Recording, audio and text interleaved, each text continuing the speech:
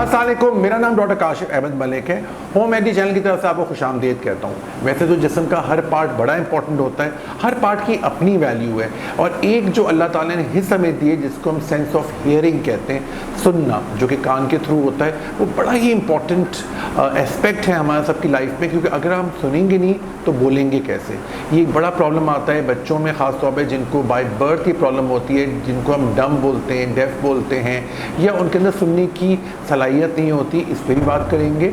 और हम कान के हवाले से जो बेशतर बीमारियां हैं, प्रॉब्लम्स हैं, जिनको लोग इग्नोर कर देते हैं और फिर आगे जाके बड़ा मसला पैदा कर देती है, उस पर भी डिस्कस करेंगे।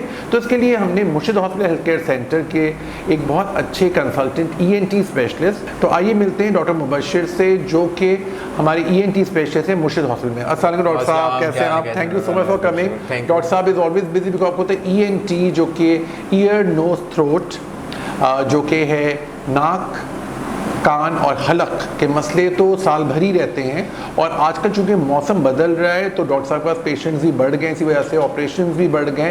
तो आइए बात करते हैं डॉक्टर साहब से। डॉक्टर साहब, आज हमने चूज़ किया है कान का सुनने का जो अमल होता है, इसके भी बड़े पेशेंट आते हैं। तो किस तरह की बेशतर प्रॉब्लम्स, किस तरह के पेशेंट्स आपके पास आते हैं? मोस्टली हमारे पास जो है वो ईयर बैग्स के साथ आते हैं, जैसे इसको कहते हैं कान में कचरे की बीमारी के साथ आ जाते हैं, या कान में पर्दे में सुराग होता है इस वजह से आते हैं, या अंदरूनी कान के कोई मसले होते हैं, इस वजह से मोस्टली जो हमारे पास पेशेंट जो है वो कान की इस वजह से जो है वो हमारे पास आते हैं। अच्छा डॉक्टर साहब, कान के वैक्स की बात करते हैं, ये बड़ा इग्नोर्ड है। लोग कहते हैं कि कान में वैक्स से क्या है, बस कुछ लोग तो पता नहीं क्या क्या डालते हैं डॉक्टर साहब, रोल टिप्स डालते हैं, चाबी मैंने देखा है लोगों को डालते हुए, अजीब व गरीब सी उंगलियां डाल रहे होते हैं। तो आप चूंकि आप बताएंगे, आप माशाल्लाह स्पेशलिस्ट हैं इसके, तो लोगों को सही पता चलेगा कि कितना गलत है ये अमल। सबसे पहले तो ये जो होम रेमेडीज़ होती हैं ये नहीं करनी चाहिए, ये गलत होती हैं। इससे कान में जो कचरा है वो और मज़ीद इजाफा हो जाता है। तो इसको साफ़ करने के लिए ये होता है कि इसमें हम कतरे डालते हैं एक सोडा ग्लिसरीन के पहले, और फिर उसके बाद उससे हम सक्शन से जो है वो कान की सफाई कर देते हैं।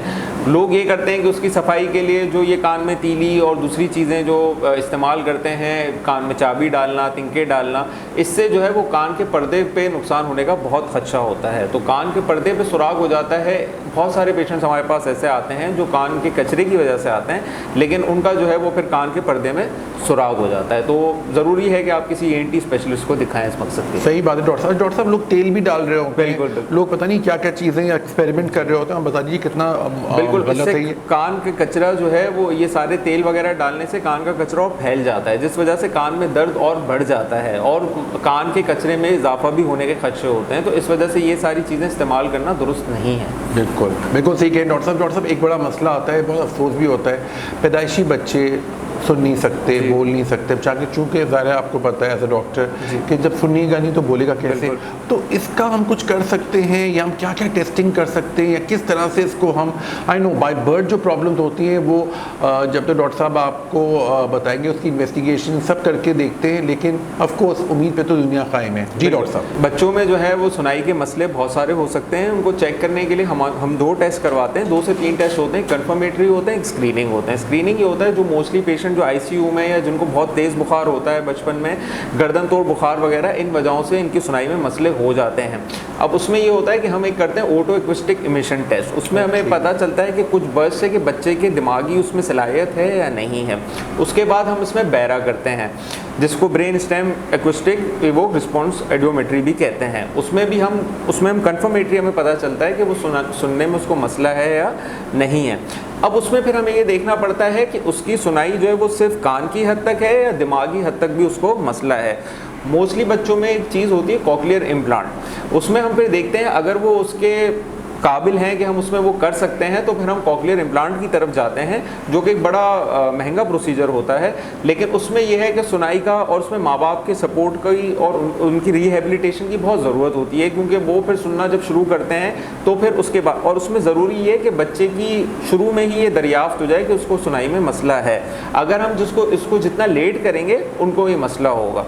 और दूसरी चीज़, हम हियरिंग एड की तरफ जाते हैं। अगर वो कॉक्लियर इम्प्लांट नहीं करवा सकते या कोई और मसला है तो फिर हम हियरिंग एड से जाके उसको चेक करने की कोशिश करते हैं कि वो मसला उससे बेहतर हो जाए या नहीं हो जाए। ज़बरदस्त। अरे डॉक्टर साहब, आजकल लाइफस्टाइल जो हो गया है, हम सब मोबाइल बहुत ज़्यादा सुनते हैं, लोग ईयर प्लग्स लगाए हुए होते हैं, एयरपॉड्स लगाए हुए होते हैं, तो डॉक्टर साहब ये किस हद तक आपके कान के लिए नुकसानदेह हो सकता है? क्योंकि मैंने लोगों को देखा है 24 घंटे लगाए हुए होते हैं, मतलब मुझे देख के उलझन होती है। मैं बहुत कम यूज़ करता हूँ बिकॉज मैं थोड़ा सा इरिटेट हो जाता हूँ, मैंने अपना नोट किया है। ज़रा चाहे वैसे ही आप देख लें या थोड़ा सा कान से दूर करके सुन लें, तो आप बताइए डॉक्टर साहब ये कितना नुकसानदेह हो सकता है, क्योंकि इसमें बहुत तेज़ आवाज़ भी जाती है ना कान में। जी डॉक्टर साहब। देखिए, एक तो ये हेडफोन वाली बात है, हमारी नॉइज़ पोल्यूशन पे आ जाती है बात। दूसरा ये कि जो लोग फैक्ट्री वर्कर्स होते हैं या वहाँ पे जो जगहों पे काम करते हैं जहाँ पे बहुत शोर शराबा या फैक्ट्री मशीन्स का जो शोर होता है, तो उसमें ये होता है कि वैसे तो WHO की तरफ से उन्होंने कॉटन प्लग्स वगैरह और इस तरह की चीज़ें बताई गई हैं कि उनको इस्तेमाल करना ज़रूरी है। सेकंड, हेडफोन्स को भी ज़्यादा देर तक इस्तेमाल करना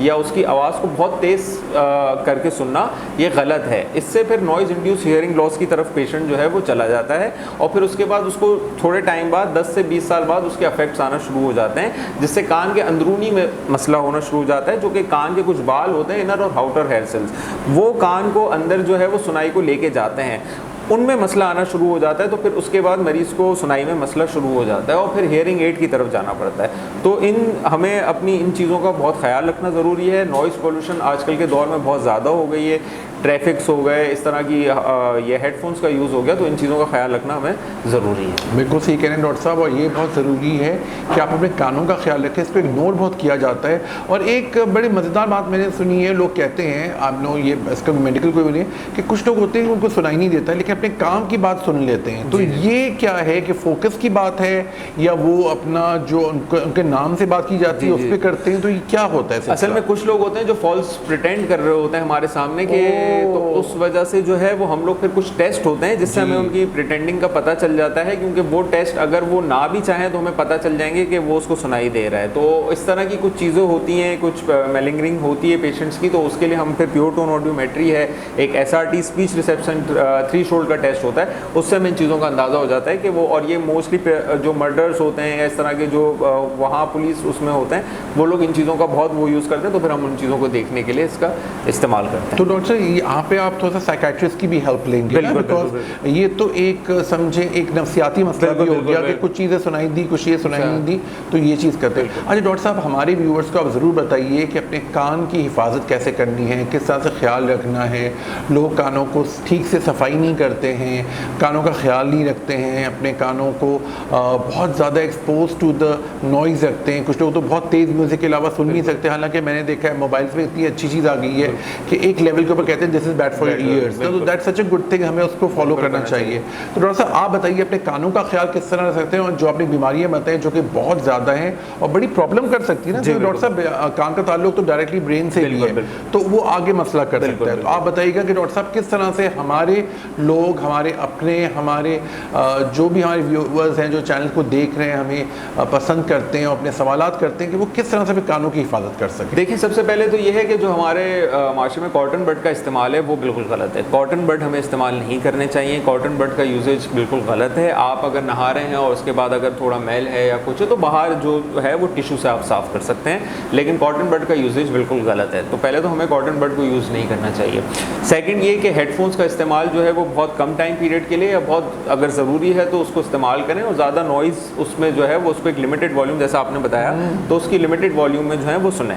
तीसरा ये कि अगर किसी को कान से पीप आता है या इस तरह का कोई मसला है तो वो अपने कान को पानी से ज़रूर बचाएं, क्योंकि इससे ये होता है कि जो बैक्टीरियाज होते हैं जो कि सीडोमोनास इस तरह के, वो पानी में और ज़्यादा ग्रो करते हैं और इन्फेक्शन बढ़ने के और चांसेस होते हैं। तो पानी से बचाएं पहले तो, उसके बाद अपने ENT स्पेशलिस्ट को ज़रूर दिखाएं। तो ये कुछ चीज़ें जो कान के लिए बहुत मुफीद रहेंगी। बहुत ज़बरदस्त डॉक्टर साहब। और डॉक्टर मुबशिर हमारे मुर्शिद हॉस्पिटल हेल्थ केयर सेंटर में रोज़ होते हैं, Monday, Tuesday, Wednesday, Thursday, Friday, Saturday, सुबह 10 बजे से 5 बजे तक ये अवेलेबल है कंसल्टेशन के लिए, और ये फुल टाइम यहाँ पर होते हैं। कोई भी इमरजेंसी हो, कान में दर्द हो, आपको कुछ भी इससे रिलेटेड हो, आप डायरेक्टली मुर्शिद हॉस्पिटल आ सकते हैं, और कोई टाइम की बात नहीं है, आप रात में भी आ सकते हैं। डॉक्टर साहब कनेक्टेड रहते हैं मुर्शिद से। कोई सीवियर केस हो या कोई प्रॉब्लम हो या कोई ऐसा इमरजेंसी ऑपरेशन हो तो डॉक्टर साहब खुद आ जाते हैं यहाँ पर। तो आप लोग प्लीज़ बेफिक्र होकर मुर्शिद हॉस्पिटल में आइए। मुर्शिद हॉस्पिटल वाहिद हॉस्पिटल है जो कि बलूचिस्तान और सिंध के बॉर्डर पर है। ये 330 बेडेड हॉस्पिटल है और सबसे बड़ी बात ये, इस हॉस्पिटल में एक छत के नीचे आपको सारी फैसिलिटीज मिल जाएंगी। Doctor Mubashir, thank you so much, it was wonderful having you. And doctor Mubashir को हम बुलाते रहेंगे। हमारे व्यूवर्स के सवाल हमारे लिए बड़े इंपॉर्टेंट है, आप प्लीज सवाल पूछें, कोई भी कान से रिलेटेड, सुनाई से रिलेटेड, कान में पीप आता हो, कान में वैक्स का हो, तो देखिए कहीं ऐसी वैसी जगहों पर मत जाइए क्योंकि लेने के देने ना पड़ जाए, क्योंकि कान एक बड़ा ही सेंसिटिव ऑर्गन है। तो इसका ख्याल रखिए, जो डॉक्टर साहब ने बातें बताई हैं उसको पे अमल कीजिए, और कोई भी मसला हो आप मुर्शिद हॉस्पिटल डायरेक्टली आ सकते हैं और डॉक्टर साहब से मिल सकते हैं। Thank you very much for watching today's episode. Signing out, doctor Kashif Ahmed Malik.